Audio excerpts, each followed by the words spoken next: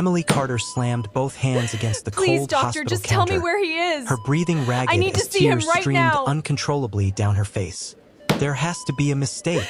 Please, she doctor, cried. just tell me where he is. You told me I had less than I a need year to see him live. right now. You told me to prepare for death. The senior physician stood frozen, unable to meet her eyes. There was an error in your test results. Emily blinked. What? We mixed up two patient files. The diagnosis wasn't yours. Silence swallowed the room. Her trembling lips parted, but no words came out.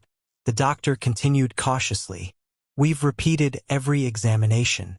You're completely healthy. Emily let out a shaky laugh before it dissolved into sobs. Healthy? She whispered. You told me to say goodbye to my family, quit my job. I gave away my savings. I thought my life was over. I'm deeply sorry. Sorry. Emily's voice cracked. Do you know what your mistake cost me? Without another word, she turned and walked out, her world spinning faster than ever. Just 3 weeks earlier, Emily had celebrated what she believed would be her final birthday. There had been no balloons, no family gathering, no cake, only a quiet hotel lounge overlooking the city lights. She remembered staring into a glass of wine, whispering to herself, so this is how it ends. Across the room sat a man in a dark suit, equally lost in thought. He noticed the tears she tried to hide. Mind if I sit here? Emily looked up. I'm really not in the mood for company. I understand, he replied softly. Neither am I. She almost smiled. Then why ask? Because sometimes strangers listen better than family. For the first time in weeks, someone made sense. I'm Emily. He hesitated. Dylan. Neither asked for a last name. Neither cared. For hours they talked. Not about careers. Not about money. Only about regrets. Emily admitted, I wasted so much time chasing success that I forgot to live. Dylan nodded slowly. My family has spent years deciding my future for me. You don't sound happy. I'm not. So why don't you walk away? He laughed bitterly. It's never that simple. Emily raised her glass. Tonight. Let's pretend tomorrow doesn't exist. He clinked his glass against hers. Deal. One conversation became another. One drink became several. For the first time in months, Emily laughed. For the first time in years, Dylan forgot the pressure waiting for him. Neither planned what happened next. Neither expected to wake up the following morning beside a complete stranger. Emily sat up first. Sunlight spilled across the room. Panic hit instantly. Oh my goodness! Dylan rubbed his eyes. I'm sorry. Emily quickly gathered her things. No.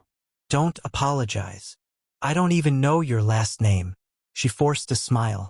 Maybe that's for the best. Minutes later, they walked out through different hotel exits. Neither looked back. Neither imagined their lives had just become forever connected. Weeks later, Emily received the call that shattered and rebuilt her life at the same time. The diagnosis had been wrong. She wasn't dying. She should have felt relieved. Instead, another surprise arrived. The pregnancy test showed 2 bright lines. Emily stared at it for several minutes before whispering, No. The nurse smiled. Congratulations. Emily slowly shook her head. No. You don't understand. She searched everywhere for Dylan. The hotel had no record under that name. The phone number he'd written on a napkin had been smudged after rain soaked her purse. It was as though he'd disappeared from the world. 9 months later, life surprised her again. One baby is crowning. A second nurse gasped. Wait. There's another one.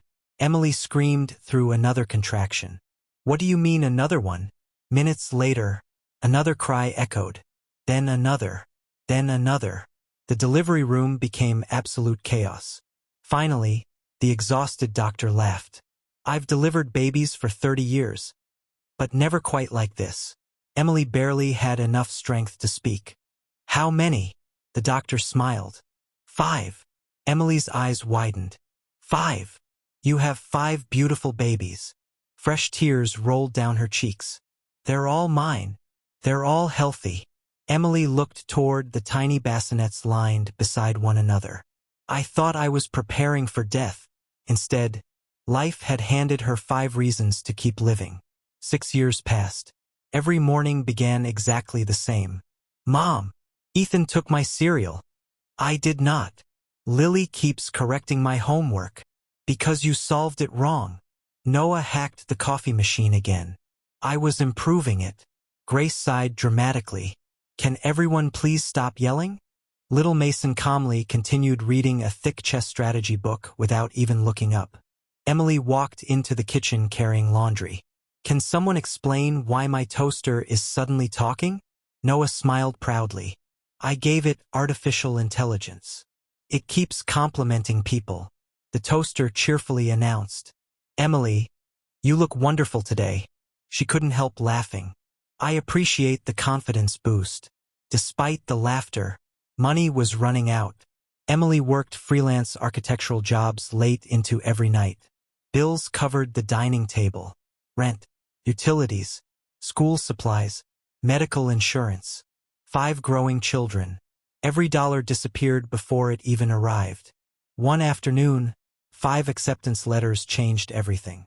Riverside Academy, the most prestigious elementary school in the region. The children jumped around the living room. We got in. Emily smiled proudly. You earned it. Until she saw the tuition. Her smile vanished. 5 tuition invoices, each larger than the last. She quietly folded the papers before any of the children noticed. That evening she visited the academy alone. The admissions director spoke kindly. I'm afraid scholarships are extremely limited. Emily swallowed hard. I'll do anything. We only offer full scholarships to students with nationally recognized achievements. Emily lowered her head. I understand. She stood to leave. Behind her, 5 small voices echoed through the hallway. Mom! She spun around in surprise. What are you doing here? Grace smiled innocently. We followed you. Emily sighed. You weren't supposed to hear this. Ethan gently took the tuition papers from her hands. You were trying to protect us. I'm your mother. That's my job. Lily looked toward the admissions director. What counts as nationally recognized? The woman answered politely. Championships, scientific innovation, exceptional achievements. The 5 children exchanged mysterious glances. Emily noticed immediately. What are you all thinking? Noah whispered. Maybe it's time. Emily frowned. Time for what? Before anyone answered, Ethan calmly reached into his backpack and placed a gold medal on the admissions desk. I won the National Junior Robotics Championship. The director blinked. I'm sorry, what? Lily placed down another medal. I represented the state at the National Mathematics Olympiad. Grace quietly unfolded an invitation letter. I've been invited to perform with the Youth Symphony Orchestra next month. Noah connected a tablet to the office computer. I designed an educational learning app now used in over 300 schools. Finally, Mason silently placed a polished trophy on the desk. National Under-8 Chess Champion. The admissions director stood speechless. Emily looked from one child to another. Her mouth slowly fell open. You never told me. Ethan smiled softly. We wanted to surprise you one day. Tears filled Emily's eyes all over again. My beautiful children. The admissions director quickly picked up the phone. I need the principal immediately. Emily had no idea that this moment, the moment her children's hidden brilliance was finally revealed, would also place her family directly in the path of one of the most powerful men in the city, and the father who didn't even know they existed. The principal arrived less than 3 minutes later, followed by 2 senior teachers who had clearly been told something extraordinary was happening. He looked at the medals spread across his desk before turning to the children. Are these authentic? Ethan nodded. You can verify every one of them. Noah added, the competition websites have public records. The principal hurriedly searched the names on his computer. One by one, every achievement appeared on the screen. He looked at Emily in complete disbelief. You've been raising these children by yourself? Emily smiled wearily. I've done my best. The principal slowly stood. Mrs. Carter, Riverside Academy would be honored to offer every one of your children a full scholarship. Emily covered her mouth. What? The school will waive every tuition fee. Tears rolled down her cheeks before she could stop them. I don't know how to thank you. The principal smiled warmly. You already have. Families like yours inspire schools like ours. The children rushed toward Emily, wrapping their tiny arms around her. We told you everything would work out, Mom, Grace whispered. Emily hugged them tightly. I don't deserve you. No, Mason replied quietly. We don't deserve you. For the first time in months, Emily allowed herself to believe life might finally be changing. She had no idea another challenge was already waiting. 2 days later, she stood inside the magnificent headquarters of Hawthorne Developments. Glass walls stretched toward the ceiling. Employees hurried through the lobby carrying architectural models and digital blueprints. Emily tightened her grip on her portfolio. This is your chance, she whispered to herself. You can do this. Inside the interview room, 3 managers carefully reviewed her work. One of them looked up. Mrs. Carter, these designs are remarkable. Another nodded. Who taught you sustainable urban planning? Emily smiled. I studied it during graduate school. Then I spent years practicing through freelance projects. The panel exchanged impressed looks. One manager quietly said, I think we've found our candidate. Just then the conference room door opened. A sharply dressed woman walked inside without knocking. Vanessa Reed, Executive Director, future fiancée of Billionaire CEO Damien Hawthorne. She smiled politely. I hope I'm not interrupting. One interviewer answered, We're nearly finished. Vanessa casually picked up Emily's application. Her smile disappeared. 5 dependents. Single parent. No spouse listed. She slowly looked up. You have 5 children? Emily answered confidently. Yes. And you're raising them alone? I am. Vanessa closed the file. I'm afraid this position requires complete commitment. Emily frowned. I can give complete commitment. Vanessa folded her arms. I disagree. I've never missed a project deadline. You will. I won't. You have 5 children. Emily's voice remained calm. My children have never stopped me from doing excellent work. Vanessa leaned closer. Our clients invest billions. My work reflects that responsibility. Our employees often stay late. I'll stay later if necessary. Vanessa smiled coldly. I don't believe this company is the right fit. One interviewer hesitated. But her qualifications. The interview is over. Emily stared at Vanessa. So, you're rejecting me because I'm a mother? I'm rejecting you because I value reliability. Emily picked up her portfolio. No. Vanessa raised an eyebrow. No. You're rejecting me because you already judged me before I spoke. Vanessa said nothing. Emily looked around the room. I hope one day this company hires people based on talent instead of assumptions. Without another word, she walked out. The interview panel remained silent. One manager finally muttered, We just lost an exceptional architect. Meanwhile, several floors above, Damien Hawthorne finished another board meeting. At 35, he had become one of the youngest CEOs in the country's history. Investors admired him. Employees respected him. His family constantly reminded him that success meant nothing without preserving the Hawthorne legacy. His assistant entered. Sir, these are today's rejected applicants. Damien glanced through them absent-mindedly. Then he stopped. Emily Carter. Something about the name felt strangely familiar. He opened her portfolio. His eyes widened. Every drawing displayed elegance without waste. Each project solved real problems rather than simply looking impressive. He quietly asked, Who rejected this applicant? His assistant checked the records. The executive director. Damien frowned. On what grounds? There isn't a professional reason listed. He closed the file. Schedule another interview. Personally, at that exact moment, across town, The 5 children gathered around Noah's laptop. Ethan broke the silence. Mom never talks about Dad. Grace lowered her head. Maybe talking about him hurts. Lily looked thoughtful. But don't you ever wonder? Mason finally closed his chess book. I wonder every day. Noah opened a folder labeled Project Father. I've been searching. Everyone stared. You've been what? I started months ago. Grace gasped. And you didn't tell us? I needed evidence first. He clicked through dozens of old files. Hospital records, birth certificates, old photographs. Nothing. Then, one grainy hotel security image appeared. A young woman walked beside a tall man wearing an expensive suit. The faces were barely visible. Ethan leaned closer. Can you enhance it? I'm trying. Several seconds passed. The image sharpened slightly, still too blurry. But one detail remained perfectly clear. The man's watch. Lily recognized it immediately. I've seen that symbol before. Where? On television. She searched online.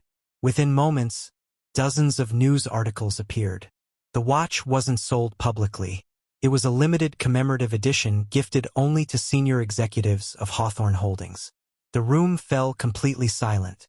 Grace whispered, Does that mean? Noah nodded slowly. Our father might work there. Mason looked toward the window. Then maybe we can finally meet him. The next morning, Emily received an unexpected phone call. Mrs. Carter? Speaking. This is Hawthorne Developments. Emily's expression hardened. If this is about yesterday, I don't think there's anything left to discuss. There has been a misunderstanding. She remained silent. Our CEO personally reviewed your portfolio. Emily blinked. So? He would like to meet you tomorrow morning. After hanging up, she sat quietly on the couch. Grace noticed immediately. Mom. Emily smiled uncertainly. I've been invited back. The children erupted with excitement. I knew they made a mistake. You'll get the job. You deserve it. Emily laughed through nervous tears. Let's not celebrate yet. But someone else wasn't celebrating at all. Inside her office, Vanessa slammed a folder onto her desk. Her assistant flinched. Is something wrong? Vanessa's jaw tightened. Damien personally requested Emily Carter. Maybe he just likes her designs. I don't care what he likes. She walked to the window. I worked 5 years to become the woman standing beside Damien Hawthorne. Her reflection stared back at her. I refuse to let a single mother ruin everything. Her phone buzzed. It was Damien. Join me tomorrow for the interview. Vanessa forced a smile before answering. Of course. She ended the call. Then quietly whispered to herself, if Emily Carter wants this job. She slowly smiled. She'll have to fight for it. Miles away, 5 curious children were making a decision that would unknowingly place them closer than ever to the father they had spent 6 years imagining, and into the middle of a battle far bigger than any of them could yet understand. Emily barely slept that night. She stared at the ceiling, replaying every word from the previous interview. What if they only invited me back to humiliate me again? She whispered. The next morning, Ethan noticed the worry on her face before she even spoke. You've already beaten harder battles, Mom. Emily smiled faintly. I hope you're right. Grace hugged her around the waist. No matter what happens today, we'll still be waiting for you when you come home. Emily kissed each child on the forehead before leaving. As she entered Hawthorne Developments once again, the receptionist immediately stood. Mrs. Carter? Mr. Hawthorne is expecting you. Emily blinked. The CEO himself? Yes. She followed the assistant into a spacious office overlooking the city. Damien Hawthorne stood beside the window, studying one of her architectural sketches. Without looking up, he said, This housing project, why did you design the playground in the center instead of beside the entrance? Emily answered without hesitation. So every parent can see their children from every apartment. Damien slowly turned toward her. And the rooftop gardens? They lower the building's temperature and create community spaces. He smiled for the first time. Exactly what I thought. Emily relaxed slightly. For the next hour, they discussed design after design. Not once did Damien ask about her children. Not once did he question her personal life. When the meeting ended, he extended his hand. Mrs. Carter, I'd like to offer you the position of senior architectural designer. Emily stared at him in disbelief. You've only just met me. I've met your work. She shook his hand. Thank you. Outside the office, Vanessa watched through the glass wall, her expression darkening. Later that afternoon, Emily hurried to Riverside Academy to pick up the children. She found them gathered excitedly around Noah's tablet. Mom, Ethan called. We have something to show you. Emily smiled. What is it? Noah quickly closed the screen. Nothing. Grace laughed nervously. We're just working on a school project. Emily raised an eyebrow but let it go. That evening, while Emily prepared dinner, the 5 children whispered in the living room. If Mom works there, Lily said quietly, we'll have a chance to find him. Mason nodded. But we have to be careful. We don't even know if he's really our father, Grace reminded them. Noah looked at the blurry photograph again. I have a feeling. Several weeks passed. Emily quickly became one of the company's most respected designers. Even senior architects sought her opinion. One afternoon, Damien stopped by her workstation. I reviewed your redesign for the East River project. Emily looked up. Was something wrong? No. He smiled. You improved it. Nearby employees exchanged surprised glances. Compliments from Damien were rare. Vanessa noticed every second of the conversation. Later that week, the company hosted a family charity exhibition. Employees were invited to bring their children. Emily hesitated before accepting. When they arrived, the children wandered through displays featuring architectural models and interactive technology. This place is amazing, Ethan whispered. Noah suddenly froze. Across the room stood Damien speaking with investors. The distinctive silver watch on his wrist caught the light. Noah's eyes widened. It's the watch. What? Grace whispered. The one from the hotel picture. All 5 children quietly looked toward Damien. None of them spoke. For reasons they couldn't explain, they felt drawn toward him. At that moment, Mason wandered toward an enormous scale model displayed in the center of the hall. Before Emily could reach him, one section of the display suddenly collapsed. A loud crash echoed across the room. Several guests gasped. A security guard hurried over. This child damaged the exhibit. Emily rushed forward. My son didn't touch it. Vanessa appeared almost instantly. I saw him standing beside it. Emily shook her head. Standing beside something isn't the same as breaking it. Vanessa folded her arms. Someone has to take responsibility. Mason looked up calmly. I didn't do it. But no one believes children, he added quietly. Damien stepped between them. What happened? Vanessa answered first. The boy destroyed the model. Damien looked at Mason. Is that true? Mason met his eyes without fear. No, sir. Damien noticed something in the child's expression. Honesty. He turned toward the security manager. Check the surveillance footage before accusing anyone.